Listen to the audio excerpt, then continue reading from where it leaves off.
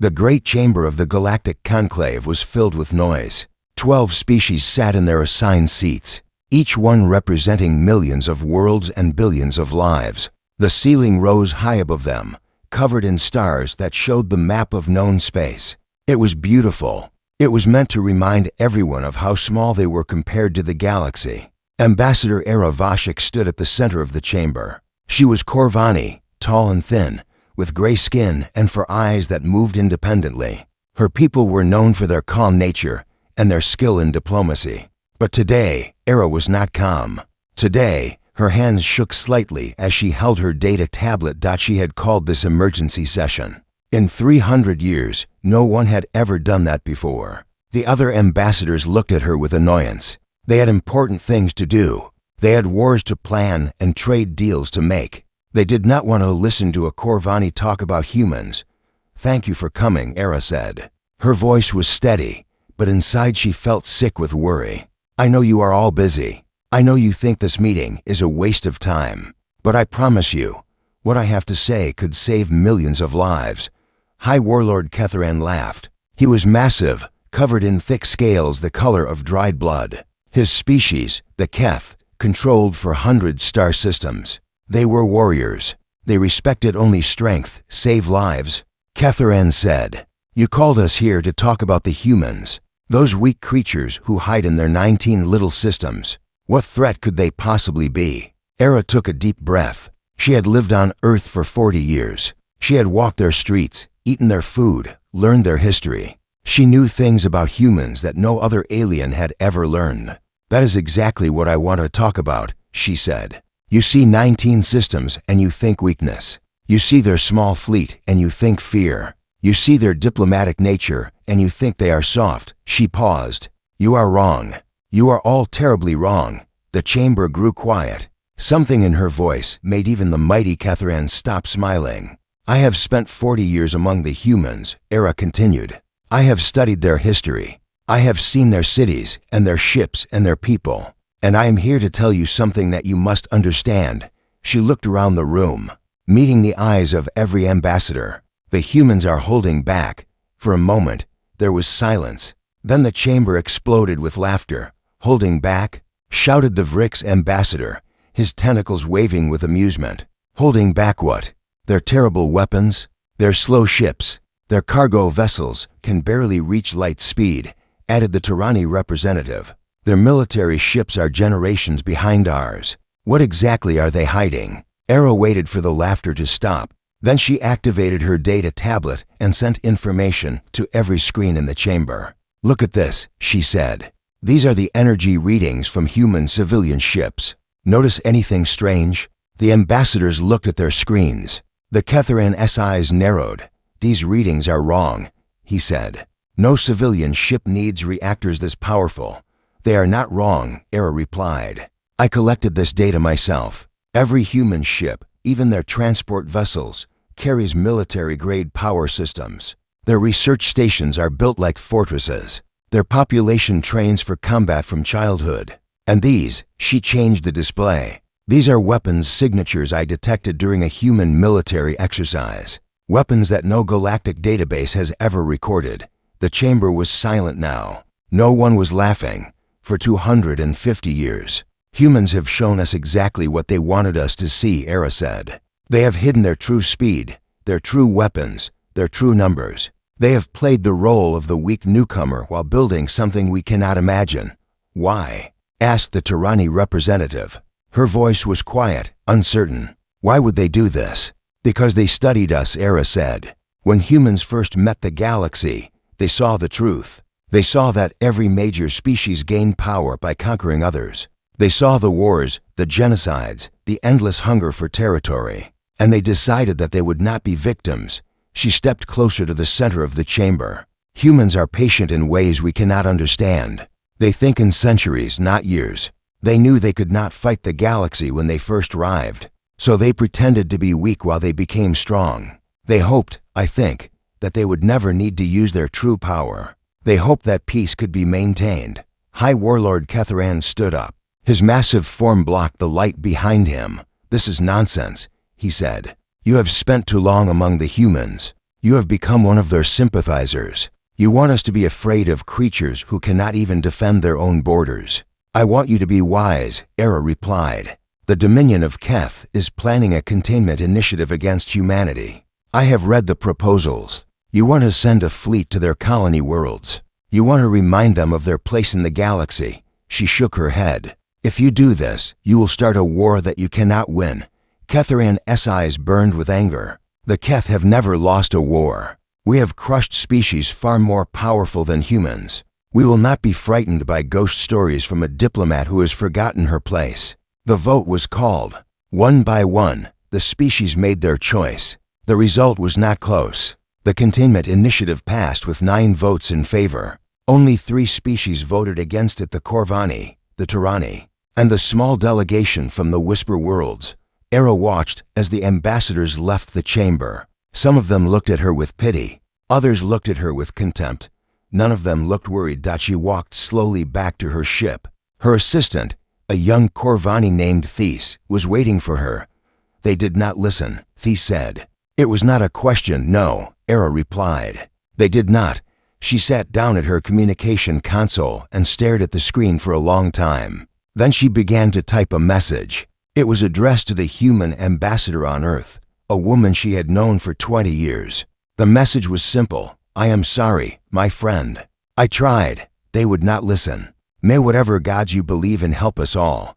She sent the message and leaned back in her chair. Outside her window, the stars burned cold and bright. Somewhere out there, the Keth Dominion was preparing its fleet. Somewhere out there, humanity was about to receive very bad news. And somewhere, in the quiet spaces between the stars, Erra knew that something terrible was about to begin. She had seen enough human history to know what happened when their patience finally ran out. The galaxy was about to learn a lesson it would never forget. The planet called New Carthage was beautiful. It had blue oceans and green forests and cities that sparkled like jewels in the sunlight. 4 million humans lived there. They had farms and schools and hospitals. Children played in parks while their parents worked. It was a peaceful place, far from the center of human space. Admiral Yuki Tanaka stood on the bridge of her ship, the TNS Resolve. She was a small woman with gray hair and eyes that had seen too many battles. Around her, 11 other ships formed a defensive line above New Carthage. 12 ships total. It was not a large fleet. On her screen, she watched 200 Keth warships drop out of faster-than-light travel. They were massive vessels covered in weapons and armor. Each one was 3 times the size of her largest ship. Admiral, said her communications officer, the Keth flagship is hailing us. They want to speak with you. Put them through, Tanaka said. Her voice was calm, almost bored. The face of High Warlord Ketharan appeared on the main screen. He was smiling, showing rows of sharp teeth. Human Commander, he said, I am High Warlord Ketharan of the Dominion of Keth. I have come to deliver a message from the Galactic Conclave. Your species has expanded too far. Your ambition threatens the peace of the galaxy. You will surrender this colony to Dominion oversight. You will accept our presence in your space, and you will remember your place among the stars. Admiral Tanaka did not blink. And if we refuse? Ketharan laughed. Look round you, human. I have 100 warships. You have 12. If you refuse, I will burn your colony to ash. Every man, woman, and child on that planet will die. And then I will move on to your next colony, and the next, until your species learns to obey. There was silence on the bridge of the Resolve. Every officer watched their admiral. They knew what this meant. They knew the odds. 12 against 200 was not a battle. It was a massacre, but Admiral Tanaka smiled. It was a small smile, cold and quiet. High Warlord, she said, I am going to give you one chance. One chance to turn your ships around and go home. One chance to save the lives of your soldiers. I suggest you take it. Ketharan stared at her. Then he began to laugh again, harder this time. You threaten me? You, with your tiny fleet and your primitive weapons? I will enjoy watching you die, human. He turned to someone off screen. Open a galaxy-wide broadcast. I want every species to see what happens to those who challenge the Dominion. The broadcast signal went live. Across the galaxy, billions of beings watched their screens. They saw the Keth fleet, massive and terrible. They saw the 12 human ships, small and alone. Everyone knew what was about to happen. Admiral Tanaka took a deep breath. "Very well," she said. "You have made your choice." She closed the communication channel and turned to her crew. "All ships. Carthage protocol is now authorized. Remove the masks. Show them what we are." Across the 12 human ships, something strange began to happen. Panels in the hulls slid open, revealing weapons that no one had ever seen before. The ships themselves seemed to change shape, becoming longer, sharper, more dangerous. Their engines flared with power that should have been impossible. On the Keth flagship, alarms began to scream. "Warlord!" shouted a sensor officer. "The human ships. Their power readings are increasing. This cannot be right. They are showing output levels that should be impossible for vessels that size." Ketharan leaned forward. For the first time, he felt something cold in his chest. "What are you saying?" "I am saying that everything we knew about human technology was wrong. These ships are not what they appeared to be. Nothing about them is what it appeared to be." Admiral Tanaka's voice came through the speakers one last time. "All Terran vessels, weapons free. Show them what we are." The Battle of New Carthage lasted 11 minutes. Later, historians would study every second of those 11 minutes. They would write books about it. They would teach it in military academies across the galaxy. But no one who was there would ever forget what they saw. The human ships moved like nothing anyone had ever witnessed. They appeared and disappeared, jumping through space in ways that broke every known law of physics. Their weapons fired beams of energy that cut through Keth shields like they were made of paper. Ships that had survived 100 battles exploded in seconds. The Keth tried to fight back. They fired thousands of missiles and energy beams. But the human ships were never where they were supposed to be. They dodged and weaved and struck with perfect precision. In 11 minutes, 200 Keth warships became a field of burning debris. High Warlord Ketharan floated in an escape pod, surrounded by the wreckage of his fleet. His flagship was gone. His warriors were dead. Everything he had believed about humans, about power, about the galaxy itself, had been destroyed. His pod's communication system crackled to life. He heard his own voice being broadcast across the galaxy. "Recorded before the battle, I will enjoy watching you die. Human." And then he heard Admiral Tanaka's voice. "Calm and clear, all enemy vessels destroyed. Civilian casualties 0. Terran casualties 0. New Carthage is secure." In the Galactic Conclave chamber, ambassadors stared at their screens in shock. Some of them were crying. Some of them were praying. The Keth representative had collapsed in his chair, his scales turning pale. Ambassador Erra watched with a mixture of grief and grim satisfaction. She had warned them. She had begged them to listen. Now 100,000 Keth soldiers were dead, and the galaxy would never be the same. Her assistant Thea stood beside her. "What happens now?" he asked. Erra shook her head slowly. "Now the humans decide how much they want to punish us. Now we discover if they are as merciful as I hope, or as terrible as I fear." On his floating escape pod, High Warlord Ketharan managed to send one final message before human ships arrived to take him.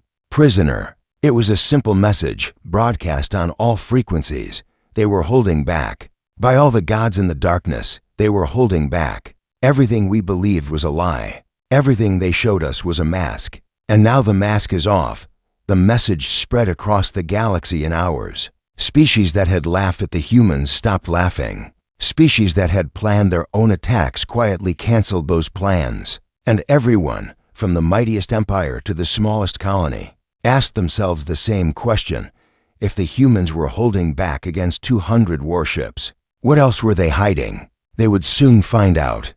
Deep beneath the city of Geneva, in a room that did not officially exist, the leaders of humanity gathered. The chamber was called the Quiet Room. It had been built 300 years ago, right after first contact with alien life. Very few people knew it was real. Secretary General Marcus Webb stood at the head of a long table. He was an old man with dark skin and tired eyes. He had spent his entire life hoping this day would never come. Now it was here. Around him sat the most powerful people in human space. Military commanders, scientists, leaders of colonies. They all looked at him with the same expression. They were waiting for him to tell them what to do next. The Keth fleet has been destroyed, Webb said. His voice was quiet but clear. 200 warships gone in 11 minutes. The galaxy saw everything. They know we were hiding our true strength. The question now is, what do we do next? Admiral Chen, the commander of all human military forces, leaned forward. Sir, the Keth Dominion is already calling for revenge. They are gathering their remaining fleets. Other species are watching to see how we respond. If we show weakness now, they will attack together. Webb nodded slowly. He had expected this. He turned to the wall behind him and pressed a button. The wall became a screen, showing a star map. Before we decide anything, he said, I think it is time we all remembered why we built this room, why we started hiding, why we have spent 150 years pretending to be weak. The map changed, showing Earth in the year 2089, a small blue planet with simple spacecraft and hopeful people. When we first met alien life, Webb continued, we were excited. We thought we were joining a community of peaceful explorers. We thought the galaxy would welcome us. He paused. We were wrong. The map showed the major species of the galaxy. Their territories were marked in different colors. Red areas showed where wars had been fought. There was a lot of red. Within 5 years of first contact, we learned the truth. Every major species in the galaxy had gained power by conquering others. The Keth built their empire on the bones of 12 species they destroyed. The Vrix absorbed 6 civilizations through forced merging. Even the peaceful Tyranny had a history of biological warfare. The galaxy was not a community. It was a jungle. Webb walked around the table as he spoke. Our leaders at that time had a choice. They could try to build alliances and hope for the best, or they could prepare for the worst while pretending to hope for the best. They chose the second option. He pressed another button. The map changed to show human space, but it looked different now. There were far more ships than anyone outside this room had ever known. Hidden stations appeared in empty space. Secret bases revealed themselves on moons and asteroids. For 250 years, we have maintained what we call the masquerade. Every ship we showed the galaxy was deliberately slow, deliberately weak. Every weapon we demonstrated was 3 generations behind our actual technology. We built our true fleet in secret shipyards hidden in the outer systems. We trained our soldiers in facilities that officially did not exist. The screen showed numbers that made several people in the room gasp. Our official fleet is 42 ships. Our actual fleet is over 4,000. Our official military is 500,000 soldiers. Our actual military, including the sleeper legions, is over to 100 million. And our weapons, he paused and looked around the room. Our weapons include things that no species in the galaxy has ever imagined. Project Prometheus is a network of defense stations hidden throughout our space. Each one can destroy a planet. Project Thunderbolt gives us the ability to disable an entire enemy fleet without firing a shot. And Project Last Light, well, let us hope we never need Project Last Light. General Morrison, the oldest person in the room, spoke up. Marcus, some of us have known about this for decades. The question is not what we have. The question is whether we use it. Webb nodded. You are right, Thomas. And that is why I called this meeting. For 250 years, we have hidden. We have hoped that peace could be maintained. We have watched other species threaten us and insult us. And we have smiled and looked weak because we believed it was better than war. He walked back to the head of the table and placed his hands flat on the surface. But the Keth did not just threaten us. They attacked a civilian colony. They tried to kill for millions of our people. And they did it because they thought we were weak. They thought we would not fight back. They thought we were prey. His voice grew harder now. There was iron in it. We are not prey. We have never been prey. And it is time the galaxy learned that lesson.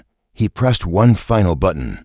Across human space, in thousands of locations, alarms began to sound. Ships that had been sleeping for decades powered up their engines. Soldiers who had been in frozen sleep opened their eyes. Weapons that had never been fired charged their systems for the first time. Full mobilization. Webb said, no more masks. No more hiding. The Keth wanted to see what humanity really is. Now they will see. And they will never forget. On the colony world of New Carthage, The 4 million people who had nearly died watched the sky fill with ships. Hundreds of vessels appeared from nowhere, each one flying the flag of the Terran Alliance. Children pointed upward in wonder. Adults cried with relief and pride. On Keth worlds, sensor stations screamed warnings that no one could understand. Human ships were appearing everywhere, not attacking, just appearing, showing themselves, letting the Keth see what they had awakened.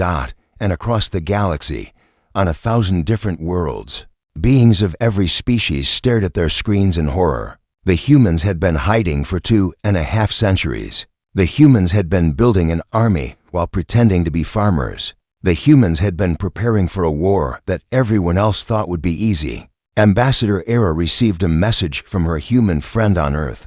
It contained only 3 words. "We are coming." She sat back in her chair and closed all 4 of her eyes. She had warned the galaxy. She had begged them to listen. Now the humans were done pretending, and nothing would ever be the same. In her heart, she felt something strange. It took her a moment to recognize it. It was fear. Not fear of what the humans would do. Fear of what the galaxy had forced them to become.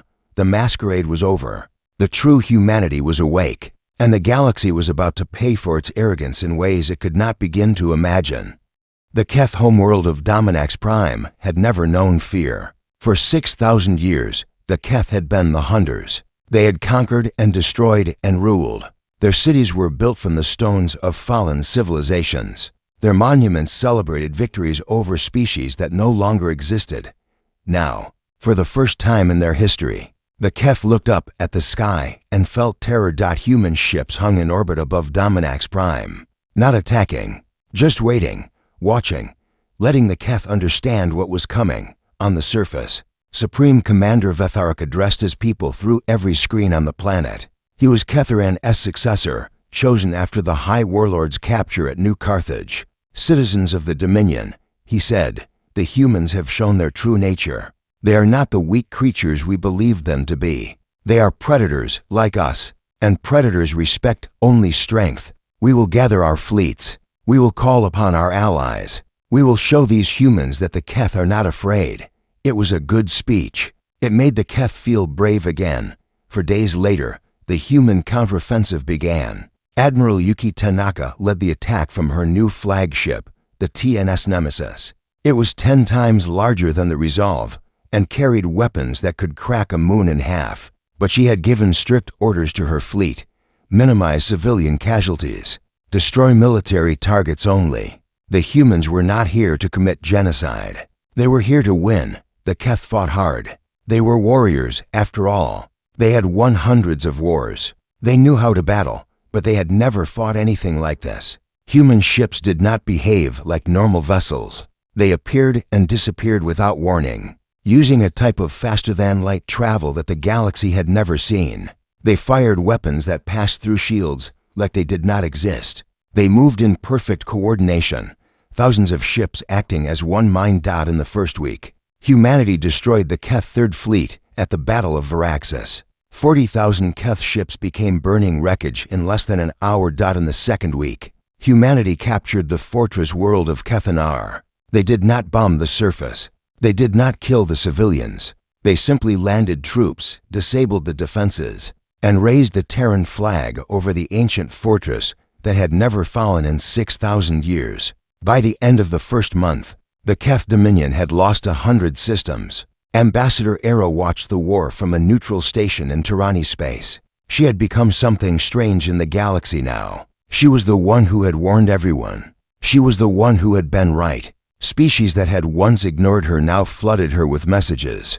Desperate for information, the Vrix ambassador came to her quarters one evening, his tentacles trembling with fear. "Ambassador Erra," he said, "you know the humans better than anyone. Tell me, please, how do we avoid their wrath? What do they want from us?" Erra looked at him for a long moment. She remembered how the Vrix had laughed at her warning. She remembered how they had voted for the containment initiative.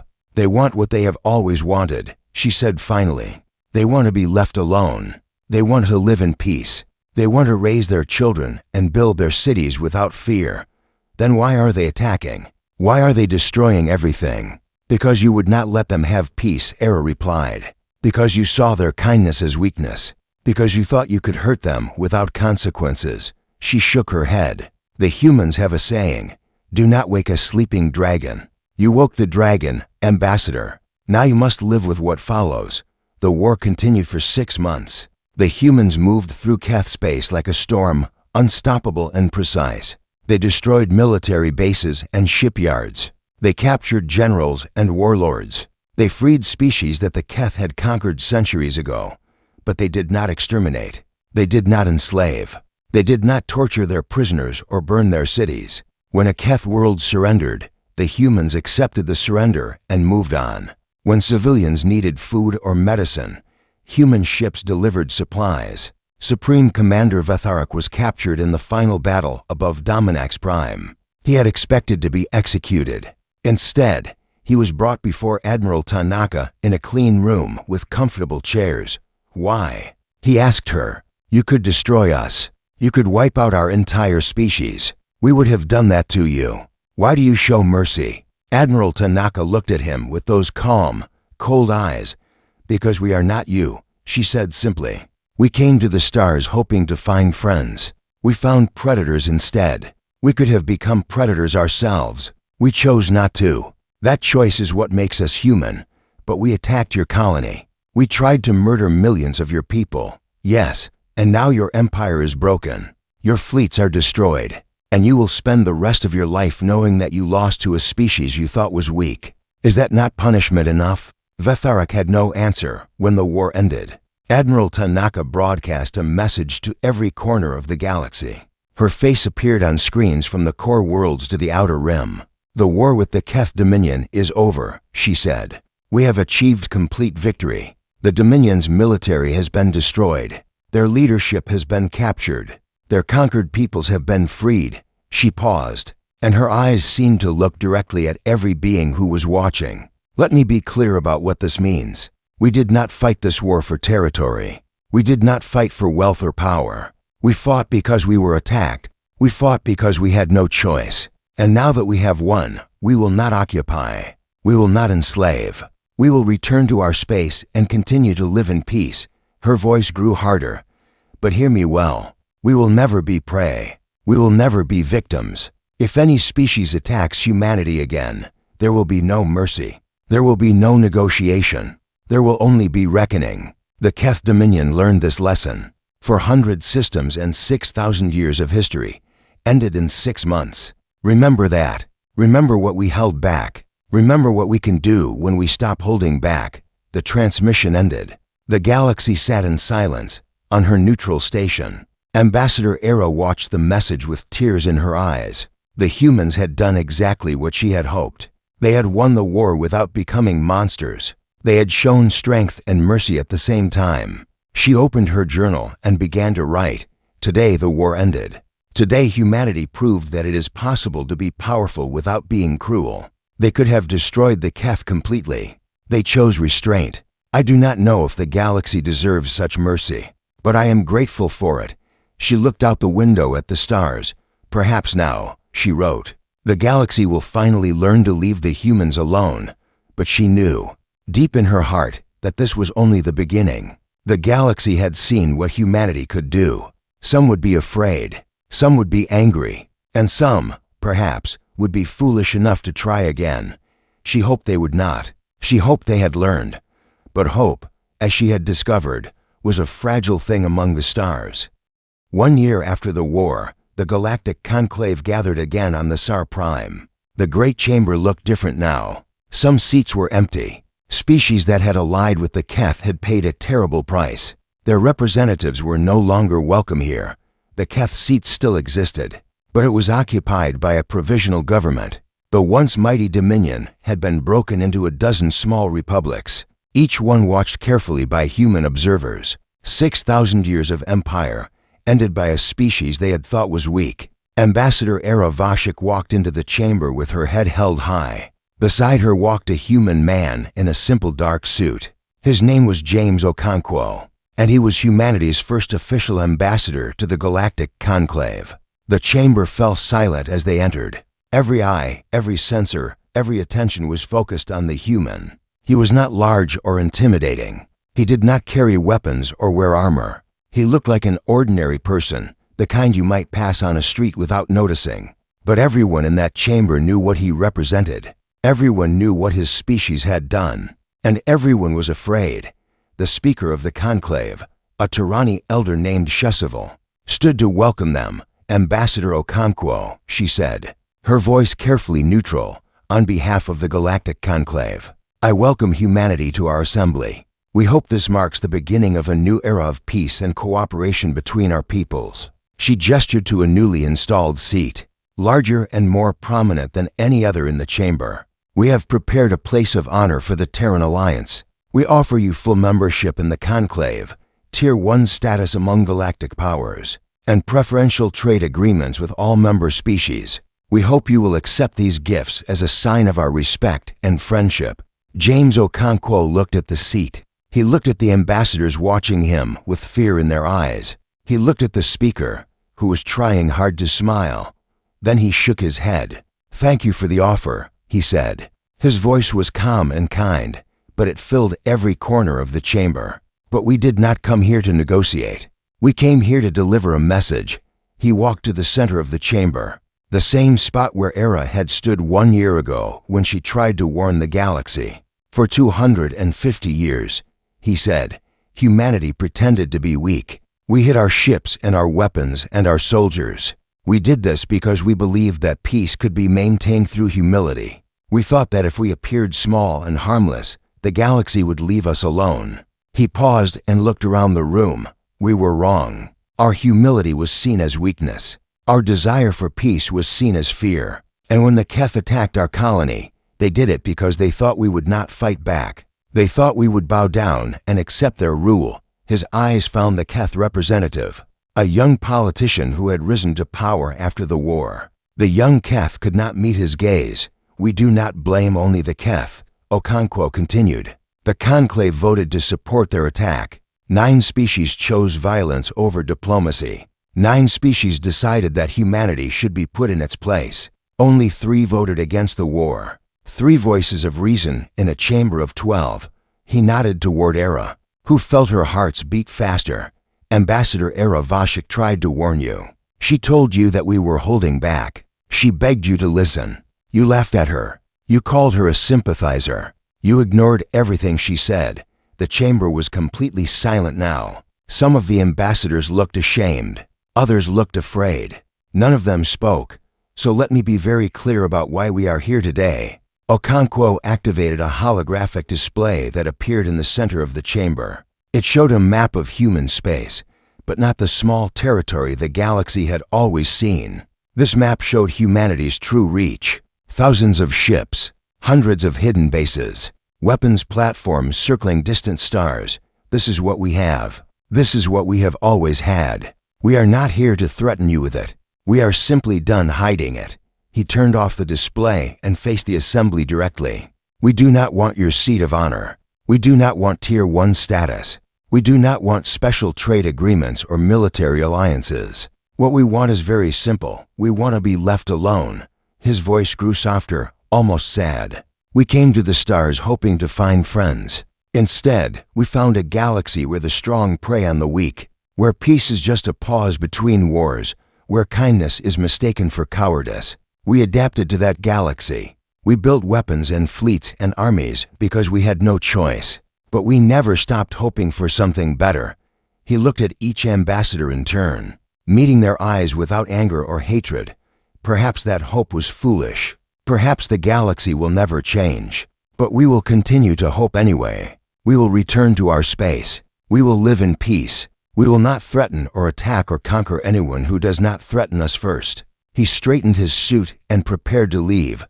But if anyone attacks humanity again, remember what happened to the Keth. Remember the 400 systems they lost. Remember the 6,000 years of history that ended in 6 months. We were holding back against them. We are still holding back. You do not want to see what happens when we stop. He turned and walked toward the exit. Erra walked with him, her head held high. Behind them, the chamber remained frozen in silence. At the door, Okonkwo paused and looked back one final time. Ambassador Erra warned you. You did not listen. Now you have seen what we can do. We hope you have learned. We hope we never have to teach this lesson again." Then he was gone. Erra returned to her quarters that evening and sat by her window, looking out at the stars. Her assistant Thais brought her a cup of warm tea, a human drink she had learned to love during her years on Earth. "Do you think they learned?" Thais asked. "Do you think the galaxy will leave humanity alone now?" Erra thought about the question for a long time. She thought about the fear she had seen in the ambassadors' eyes. She thought about the pride and anger she had seen in some of them too. She thought about the long history of war and conquest that defined galactic civilization. "Some of them learned," she said finally. "Some of them will remember today and choose peace. But others," she shook her head, "others will see humanity as a challenge. They will want to prove that they are stronger. They will want revenge for the Keth or glory for themselves. Then there will be more wars? Perhaps. Perhaps not. But humanity is ready now. They do not need to hide anymore. They do not need to pretend. For the first time in 150 years, they can simply be what they are." She picked up her journal and opened it to a fresh page. "I spent 40 years living among humans," she wrote. "I learned their history, their music, their stories. I learned what they are capable of when pushed too far. But I also learned what they dream of. They dream of peace. They dream of exploration and discovery and friendship with other species. They dream of a galaxy where no one has to be afraid." She paused and looked at the stars again. "Today they showed the galaxy their strength. But what I hope the galaxy will remember is not the strength. It is the mercy. It is the restraint. It is the choice they made over and over again to be better than their enemies." She finished her entry with a simple sentence. "They held back for centuries, hoping for the best in others. When that hope was betrayed, they responded not with cruelty, but with overwhelming competence." Perhaps that is the most frightening thing about humans. They are not monsters. They are simply very, very good at whatever they choose to do. And for 250 years, they chose to be good at waiting. The galaxy was lucky they also chose to be good at mercy. She closed the journal and set it aside. Outside her window, the stars burned cold and bright. The same stars that had watched the rise and fall of 1,000 empires. Somewhere out there, humanity was going home, not as conquerors or rulers, but as equals who would never be underestimated again. And somewhere in the vast darkness of space, Erra knew. The galaxy was finally beginning to understand what it meant to wake a sleeping dragon. The warning had been given. The lesson had been taught. Now only time would tell if the galaxy was wise enough to remember.